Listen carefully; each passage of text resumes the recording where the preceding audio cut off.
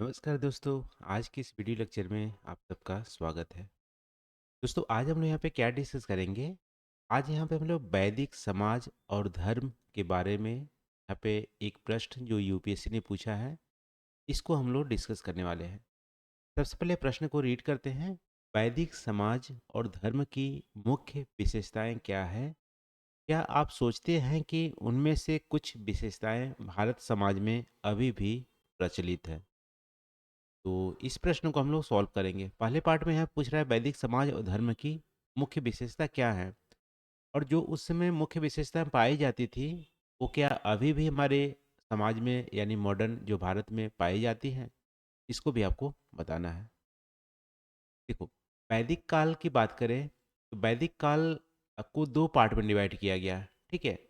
1500 से 1000 यानी 1000 बीसी को हम बोलते हैं अ, पूर्व वैदिक काल।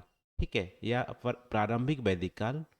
और 1000 बीसी से 500 बीसी तक को बोलते हैं हम लेटर वैदिक पीरियड, या उसको बोलेंगे उत्तर वैदिक काल। ठीक है। तो टोटल आप देखोगे कंप्लीट हमारी वैदिक काल की जो अवधि है 1500 से 500 बीसी के आसपास है।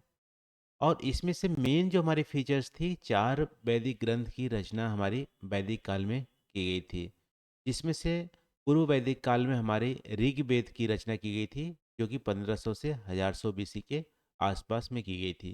ठीक है। बाकी तीन जो वेद हैं, सामवेद, यजुर्वेद, अथर्ववेद, इसका उत्तर वैदिक काल में रचना की गई थी 1000 बीसी से 500 बीसी। तो वैदिक काल हमारी जो अभी की मॉडर्न हिंदू जो हमारी धर्म है, ठीक है, उसकी नींव रखी थी वेदों की रचना करके।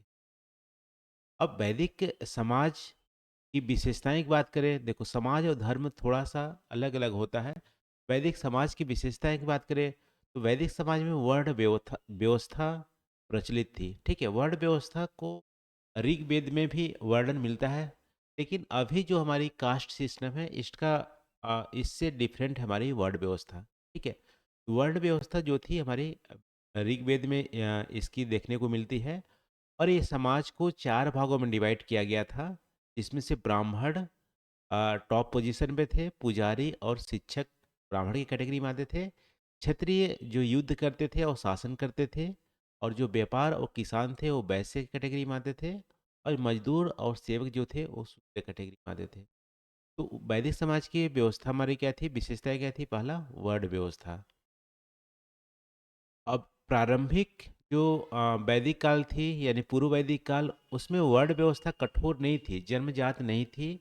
लेकिन लेटर जो हमारी वैदिक काल में वर्ण व्यवस्था जन्मजात या हेरिडेटरी हमारी हो गई थी। ये भी हमारी एक विशेषता है। अब वैदिक समाज की दूसरी जो विशेषताएं थी, वहाँ अनुष्ठान और बलिदानों का महत्व ज़्यादा हुआ करता था। ठीक है। धार्मिक अनुष्ठान पंडितों द्वारा कराए जाते थे, उसमें से विशेष यज्ञ व्यवस्था की जाती थी। और यज्ञ इसलिए किए जाते थे, ऐसा माना जाता था कि जो हमारी यूनिवर्स की जो ऑर्डर है, ये ब्रह्मांड के जो आदेश हैं, इसको बनाए रखने के लिए और समुदाय और परिवार की शांति को बनाए रखने के लिए हमें यज्ञ करते रहना चाहिए। ठीक है। अनुष्ठान और बलिदानों का महत्व हमारा ज़्यादा था, या उस समय प्रचलित था समाज में। ब्राह्मण की भूमिका की बात करें तो समाज में ब्राह्मणों की भूमिका सबसे शीर्ष स्थान पे थी, क्योंकि जो ब्राह्मण आ, पूजा और शिक्षा देने और पवित्र ज्ञान को संरक्षित करने का अधिकार ब्राह्मणों में था। ठीक है।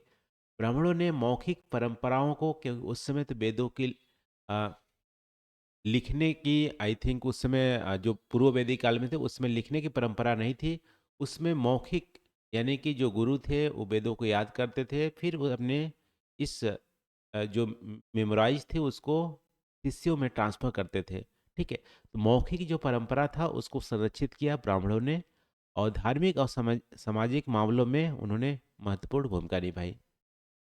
फिर आप देखोगे तो समाज में पितृसत्तात्मक समाज था, यानी कि पुरुषों का वर्चस्व था। ठीक है।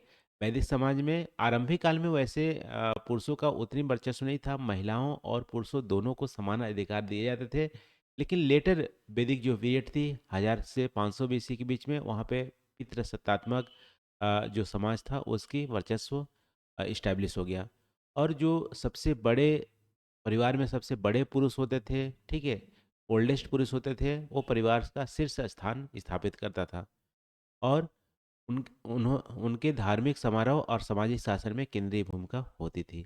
ये भी हमारा पितृसत्तात्मक समाज में प्रचलित थी, अभी भी आपको देखने को मिलेगी। फिर अर्थव्यवस्था में बात करें तो कृषि और जो पशुपालन दोनों का मेन रोल हुआ करता था। गाय बहुत ही गाय को बहुत ही अत्यधिक महत्व दिया जाता था, ठीक है। गाय एक सबसे बोल सकते हो कि वैल्यूएबल एसेट हुआ करती थी किसी भी परिवार का। तो वैदिक समाज में कृषि और मवेशियाँ दोनों पर निर्भर करती थी उनकी अर्थव्यवस्था। कृषि की समृद्धि को धार्मिक अनुष्ठानों से जोड़ा जाता था, यानी अधिक पैदावार होगी तो अधिक वहाँ पे खुशियाँ मनाई जाएगी, धार्मिक अनुष्ठान किए जाएंगे। ऐसा प्रचलन वैदिक समाज में था। फिर सभा और समिति की अवधारणा, पॉलिटिकल ऑर्गेनाइजेशन की बात करें तो सभा और समिति, जब भी हम पंचायती राज इंस्टीट्यूशन इंडिया में देखते हैं, इसका रूट ओरिजिन आप देखोगे तो वैदिक काल में देखने को मिलती है। सभा और समिति, समिति का तो यहाँ तक अधिकार होता था कि राजा को चुन भी सकता था और राजा को हटा भी सकता था। ये हमारे पूर्व वैदिक काल का टाइम पीरियड की बात कर रहे हैं। लेटर वैदिक काल में ये अ, सभा और समिति की अवधारणा थोड़ी सी हमारी कमजोर हो गई थी, ठीक है। ये भी हमारे वैदिक काल में प्रचलित थी। अब वैदिक धर्म की विशेषताएं, अभी हम समाज की विशेषताएं देखें। समाज की विशेषताओं में क्या क्या देखें हम लोग।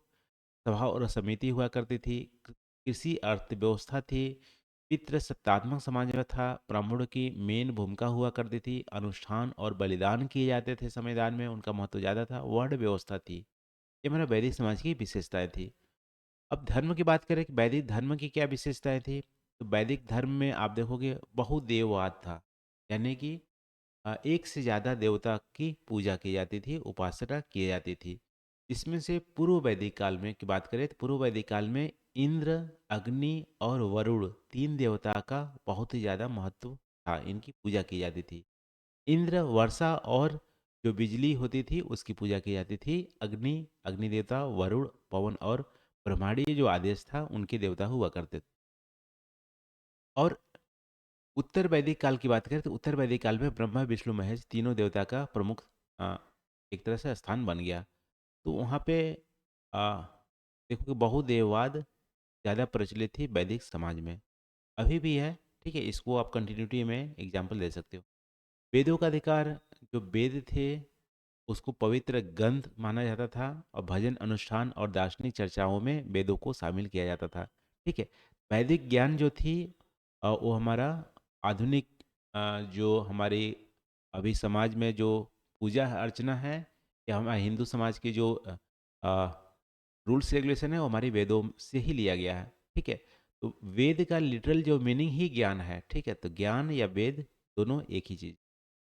फिर धर्म की अवधारणा में देखोगे तो नैतिक, जो हमारी नैतिक और सामाजिक कर्तव्य को पूरा करने के लिए धर्म का पालन करना चाहिए, ठीक है। आप अभी भी सुने होंगे कि धर्म की रक्षा करने से सबकी रक्षा होगी। तो धर्म का मतलब था कि नैतिक और सामाजिक कर्तव्य सबको पालन करना है, और ये समाज और परिवार या इंडिविजुअल दोनों की हेल्प करेगा, ठीक है। तो धर्म की अवधारणा भी हमारी उस समय थी।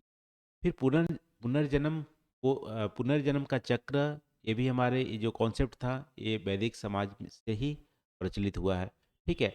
इससे माना गया है कि अभी आप जो फल प्राप्त कर रहे हैं वो पुनर्जन्म का भी फल है, ठीक है।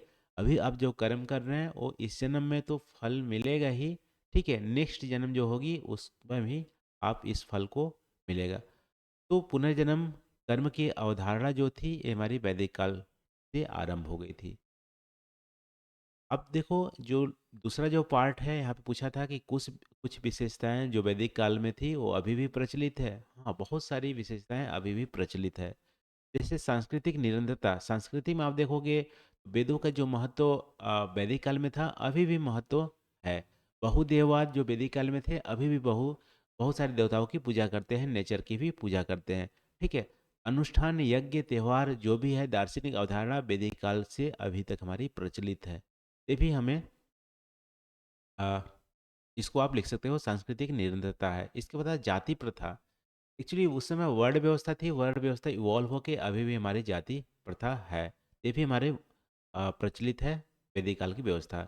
फिर धर्म की निरंतरता, धर्म के जो अनेक जो पहलू हैं, ठीक है, धर्म की अवधारणा, नैतिक कर्तव्य क्या होना चाहिए, नैतिक आचरण क्या होने चाहिए, ये सारा चीज़ अभी भी आपको मॉडर्न इंडियन समाज में देखने को मिलेंगे। ठीक है, अभी भी कर्म, पुनर्जन्म और जो मोक्ष की प्राप्ति होती है, इस अवधारणा जो वैदिक काल में थी अभी भी प्रचलित है, ये भी आपको कंटिन्यूटी में देखने को मिलती है।